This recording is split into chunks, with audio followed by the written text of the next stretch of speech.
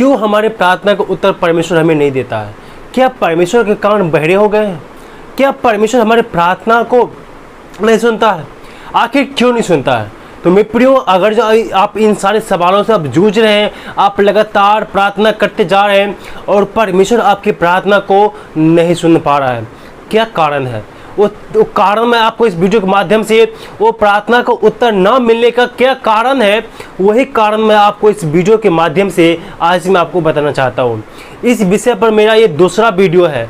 जो पहला वीडियो जो मैंने बतलाया था उसमें प्रमुख 3 कारण के बारे में मैंने उसमें चर्चा किया है। अगर जो वो वीडियो को आपने नहीं देखा है, ऊपर आई बटन में इसका लिंक है और इसी वीडियो के नीचे में वो वीडियो भी आपको मिल जाएगा। उस वीडियो को भी जाके आप देख लीजिएगा ताकि आपको पता चल सके कि आपको क्या कारण है जो आपके प्रार्थना का उत्तर परमेश्वर आपको नहीं दे रहा है। तो इस वीडियो में भी आपको मैं 3 कारण ही बतलाऊंगा। क्या ऐसे 3 कारण है जो आपके प्रार्थना का उत्तर परमेश्वर आपको नहीं दे रहा है? तो पहले वाला वीडियो मैंने आपको 3 कारण बतलाया है और इस वीडियो में भी मैंने आपको 3 कारण बतलाऊंगा और इन टोटल मिलाकर 6 कारण हो जाएगा। इन 6 चीज़ों को आप देखेंगे, ध्यान करेंगे तो आपको पता चलेगा। और वो 3 कारण इस वीडियो में क्या मैं आपको बतलाने वाला हूँ, उसको जानने के लिए आपको थोड़ा समय देकर के इस पूरा वीडियो को आपको देखना होगा। और जो मैं आपको आज बतलाने जा रहा हूँ, अगर उस पर आपने काम करेंगे, उस पर आप ध्यान देना शुरू करेंगे ना, मैं उम्मीद करता हूँ आप जब प्रार्थना करेंगे आपकी प्रार्थना को परमेश्वर सुनेगा भी और उसका उत्तर भी देगा। लेकिन उससे पहले आपको ये 3 टॉपिक को जानना पड़ेगा कि इसे क्या कारण है हमारे अंदर में क्या गलती है।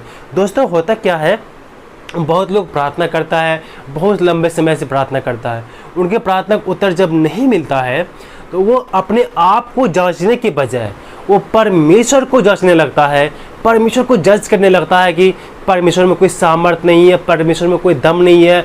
हम इतने दिन से चर्च में जा रहे हैं, मैं इतने दिन से प्रार्थना कर रहा हूँ, परमेश्वर कुछ भी नहीं करता है हमारे लिए, हमारे प्रार्थना को वो कभी सुना ही नहीं, तो आज क्या सुनेगा? मेरे प्रियो, ज़रूरत है परमेश्वर पर उंगली उठाने की नहीं, अपने आप को जांचने का, अपने आप को जांचने का। क्या मैं सही हूँ? क्या मेरे अंदर जो गलतियां हैं, क्या मेरे अंदर ऐसा कौन सी गलतियां हैं जो हमारी प्रार्थना को परमेश्वर तक पहुंचने में रुकता है? तो मेरे प्रिय, उन्हीं गलतियों के आज मैं आपको बताने जा रहा हूं और इस वीडियो को आप जरूर देखें। जो पहला जो गलती है मेरे प्रियो, क्या करते हैं? व्यक्तिगत पाप। और मसीहियों के जीवन में, खास करके मसीह भाई बहनों के जीवन में ना, ये पाप प्रार्थना को रोकने में बहुत बड़ा अहम भूमिका निभाता है।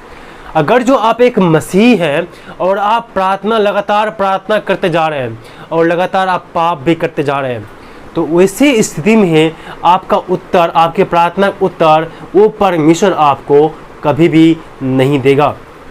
तो मेरे प्रियो, पाप कुछ भी हो सकता है, चाहे आपके किया हुआ वो पाप, जिसका गुनाह, जिसका अंगीकार आपने नहीं किया है, जिसका माफ़ी आपने परमेश्वर से नहीं मांगा है, कुछ ऐसा गलती आपने किया है जिसका माफ़ी आप परमेश्वर से नहीं मांगा है। अगर जो हम पाप करते हैं तो उसे स्वीकार भी करना है। मेरे प्रियो, हम लोग प्रार्थना करते हैं, अगर हमने कोई पाप किया हो तो मुझे माफ़ कर दीजिएगा। ये हमारी प्रार्थना में, और जो पाप किए हैं उनको स्वीकार में हमें अगर मगर की क्या ज़रूरत है? मेरे प्रियो, अगर मगर के चक्कर में आप मत रहिए, आप सीधा सीधा कबूल कीजिए कि हे परमेश्वर, हे प्रभु यीशु मसीह, मैंने जो गुनाह किया, मैंने जो पाप किया है उसके लिए मैं माफ़ी मांगता हूँ आपसे। हो सके तो मुझे अब मेरे अपराधों के लिए मुझे आप माफ़ कर दीजिए। जब आप अपने पापों का अंगीकार करेंगे ना, तो वो परमेश्वर आपके पापों को माफ़ करेगा। मेरे मित्रों, यहाँ पर भजनकार 66 अध्याय का 18 में कहता है, यदि मैं मन में अनर्थ की बातें सोचता तो प्रभु मेरी ना सुनता। यह भजनकार कह रहा है, अगर जो मैं मन में गलत बातों को सोचता तो मेरी प्रार्थना परमेश्वर कभी भी नहीं सुनता। अगर जो आप अपने मन में गलत विचार लाते हैं, गलत बात सोचते हैं, अपने पड़ोसी को देख करके जलते हैं, आप मन के द्वारा बेविचार करते हैं, मन के द्वारा भेदभाव करते हैं, मन के द्वारा पाप करते हैं। गंदी सोच रखना भी एक पाप है, भेदभाव करना भी पाप है, गंदी नज़र से देखना भी पाप है। हर एक वो लफ्ज मुँह से निकला हुआ पाप है जो गलत है। हर एक गलत लफ्ज आपके मुँह से निकला हुआ और हर एक वो नज़र जो गलत निगाह से देखता है वो पाप है। अगर जो आप पाप किए हुए हैं तो आपकी पापी अवस्था में आपकी प्रार्थना परमेश्वर नहीं सुनेगा मेरे प्रियो। इसीलिए आप व्यक्तिगत पाप करना बंद करें मेरे प्रियो। एक चीज़ मैं आपको बतला दूं, जो मसीहों के जीवन में ना ये पाप जो है एक कैंसर से भी बहुत ज़्यादा खतरनाक है। एक बीमारी का नाम है कैंसर। वो कैंसर जिसको हो जाता है वो व्यक्ति आधा मर जाता है। वो सोच लेता है कि मैं अब तो मरूंगा ही नहीं मरूंगा, मैं मर ही जाऊंगा, क्योंकि उसका इलाज बहुत कम मात्रा में है। को बहुत कम व्यक्ति इलाज के द्वारा ठीक हो पाता है। अधिकतर लोग 9 में 95% लोग मर जाते हैं कैंसर की बीमारी से। वैसे ही ये जो मसीहों के जीवन में जो पाप है ना, ये अगर जो आप व्यक्तिगत पाप करते रहेंगे ना, आपको ये पाप अंदर से खोखला कर देगा। जिस प्रकार से कैंसर अंदर से शरीर को खा जाता है, खोखला कर देता है ना, उसी प्रकार से ही जो आप मसीह लोग जो पाप करते हैं ना, ये पाप आपको अंदर से खोखला कर देता है। और ये पाप करने के वजह से आपसे परमेश्वर दूर हुआ है और आपकी प्रार्थना की तरफ परमेश्वर अपना कान फेर लिया है। इसलिए मेरे प्रियो, जब हम ईसाया की पुस्तक पढ़ते हैं तो बोलता है कि परमेश्वर का हाथ इतना छोटा नहीं हुआ कि वो कुछ कर न सके, वो बहरा नहीं हो गया कि वो सुन सके, परंतु हमारे और आपके अधर्मों ने परमेश्वर को हमसे दूर कर दिया है। इसीलिए ये पाप करना आप छोड़े। अगर जो आप पाप कर रहे हैं तो आपको जरूरत है पछतावा करने का, आपको जरूरत है पछतावा करने का, आपको जरूरत है अंगीकार करने का। आप अंगीकार करें और पछतावा करें, उस पाप के लिए उस परमेश्वर से माफ़ी मांगे। हर एक वो पाप के लिए जो आपने किए हैं परमेश्वर के सामने जाकर के घुटने टेक करके उसे आप अंगीकार कीजिए। तब जाकर के परमेश्वर आपके पापों को माफ़ करेगा और आपकी प्रार्थना को भी सुनेगा। यह भजनकार का फिर मैं पढ़ूंगा 139 नंबर उसका 23 से 24। इस प्रकार से लिखा हुआ है। भजनकार कहता है, हे परमेश्वर मुझे जांच कर जान ले, मुझे परख कर मेरी चिंताओं को जान ले और देख कि मुझ में कोई बुरी चाल है कि नहीं, और अनंत मार्ग में मेरी अगुवाई कर। भजनकार कहता है, हे परमेश्वर मेरे हृदय को जांच, मेरे मन को जांच कि मेरे हृदय अंदर में कोई पाप है या नहीं। अगर जो है तो मुझे उसको धोकर शुद्ध कर और मुझे अनंत काल के आपके रास्ते में चलने के लिए मुझे अगुवाई कर। इसीलिए मेरे प्रियो, आपको जरूरत है पछतावा करने का। अगर जो आपने पाप किया है उसका आप पछतावा करें, अंगीकार करें, तो आपको पापों को परमेश्वर माफ़ करेगा और आपको नया मन देगा और आपको आपकी प्रार्थना को परमेश्वर सुनेगा और उसका उत्तर भी देगा। जो दूसरा कारण है प्रार्थना को सुनने में जो रुकावट पैदा करने के लिए, वो है पारिवारिक समस्या। दोस्तों, ये समस्याएं आपको छोटी मोटी समस्या लगता होगा, लेकिन प्रार्थना को सुनने में, परमेश्वर को उत्तर देने में बहुत बड़ा भूमिका निभाता है उत्तर न देने में। ये समस्या सुनने में तो बहुत छोटा लगता है, लेकिन ये जो पारिवारिक समस्या है ना, बहुत बड़ा है। खास करके मसीहों के जीवन में जो सच्चाई को जानता है। आज मसीह परिवार में भी माँ बाप में बात करके खुश नहीं है, पति पत्नी के रिश्ते में वो प्यार नहीं है, वो सादगी नहीं है जो होना चाहिए एक मसीह के अंदर में। तो आप अगर जो इस आपके परिवार में ऐसा कुछ है तो उन चीज़ों को आप दूर करें, आपस में बैठ करके इस बातों को सॉल्व करें।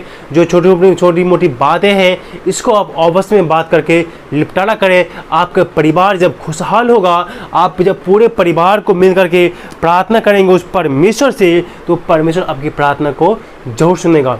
इसको पढ़ने के लिए, हम जानने के लिए एक बाइबल वचन पढ़ना चाहते हैं जो पहला पतरस 3:7 कहता है, वैसे ही हे पतियों तुम भी बुद्धिमानी से पत्नियों के साथ जीवन निर्वाह करो और स्त्री को निर्मल बात जानकर उसका आदर करो, यह जानकर कि हम दोनों जीवन के वरदान के वारिस हैं, जिससे तुम्हारी प्रार्थनाएं रुक ना जाए, जिससे तुम्हारी प्रार्थनाएं रुक ना जाए।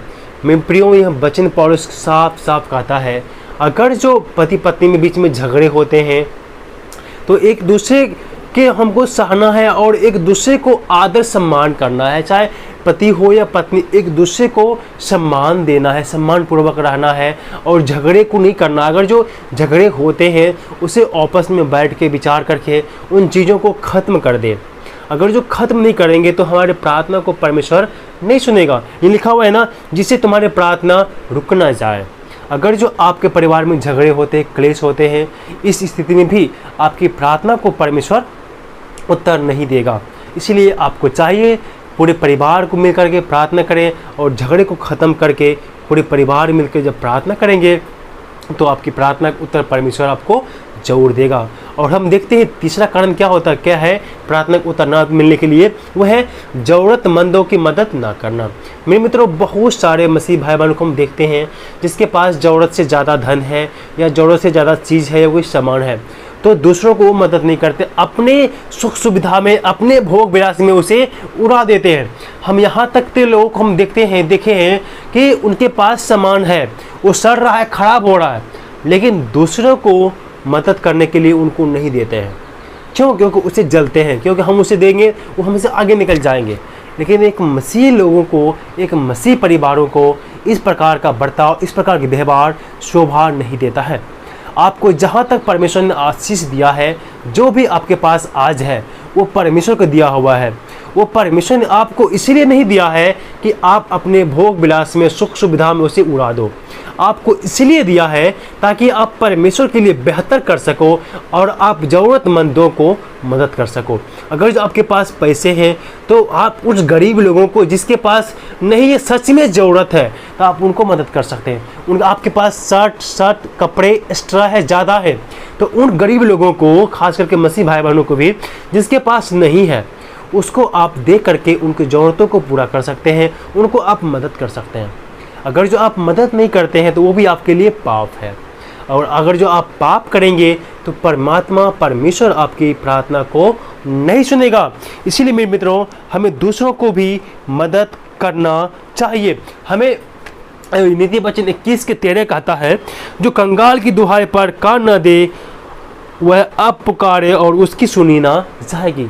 जो कंगाल है, जो गरीब है, जो लाचार है, जो असहाय है, जिसके पास धन, पैसे, चीज़, कपड़े पहनने के कपड़े भी नहीं है, खाने के लिए भोजन भी नहीं है, उन ज़रूरतमंदों को, दुनिया में बहुत लोग ऐसे हैं जो गरीब है, जिसके पास सुबह शाम के खाने के लिए अनाज नहीं है, जिसके पास पहनने के लिए कपड़े नहीं है, नंगे घूमते हैं, बिना कपड़े के घूमते हैं, उनको आप मदद कर सकते हैं, उनको मदद कर सकते हैं, उसे आप सहायता कर सकते हैं। अगर जो आप ऐसा नहीं करते हैं तो परमेश्वर भी आपकी सहायता क्यों करेगा? जब आप उस गरीब के पुकार को आप नहीं सुन पा रहे हैं, तो आप जब पुकारेंगे तो वो परमेश्वर आपका भी नहीं सुनेगा। इसीलिए मेरे मित्रों, आप एक दूसरे को मदद करें, सहायता करें। हम पौलुस के पत्र गलतियों का 6-10 पढ़ते हैं, लिखा हुआ है, इसलिए जहाँ तक अवसर मिले हम सबके साथ भलाई करें, विशेष करके विश्वासी भाइयों के साथ। पौलुस कहता है, हमें जहाँ तक अवसर मिले, जहाँ तक मुझे मौका मिले, हमें एक दूसरे का भलाई करना है, विशेष करके विश्वासी भाइयों के साथ। इसलिए मित्रों, आज मैं आपसे कहना चाहता हूँ, आप एक दूसरे को भलाई करें और जिसको ज़रूरत है उनको आप मदद करें। चाहे आप अपना उसके लिए आप कोई सामान से मदद कर दे, कोई काम कर दे, या उनको पैसे की ज़रूरत है उनको पैसे दे दे, या कपड़े की ज़रूरत है तो उसे आप कपड़े दे दे, या भोजन की ज़रूरत है तो उसे आप भोजन दे दें। जब आप उन गरीब लाचारों को, सहायक को आप मदद करेंगे तो उस परमात्मा प्रभु यीशु मसीह आपका मदद करेगा और आपकी प्रार्थना को वो उत्तर देगा। जब आप प्रार्थना करेंगे तो वो आपकी प्रार्थना को भी वो उत्तर देगा। तो मेरे प्रियो, मैं उम्मीद करता हूँ कि इस वीडियो के माध्यम से आज 3 महत्वपूर्ण बातों को आपने सीखा है। मैं उम्मीद करता हूँ कि इस 3 बातों को आप अपने जीवन में लागू करेंगे और उसके अनुसार अपने जीवन को बिताएंगे।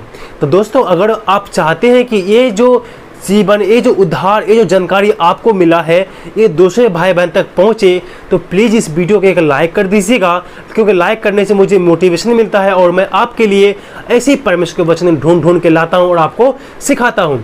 और दूसरा क्या काम करें, आप इस वीडियो को दूसरों को आप शेयर कर दें, ताकि वो भी जान सके कि ऐसा क्या गलती वो करता है जिसके कारण से उसकी प्रार्थना का उत्तर उसे नहीं मिलता है। इस वीडियो के द्वारा परमेश्वर आप सबको आशीष दे।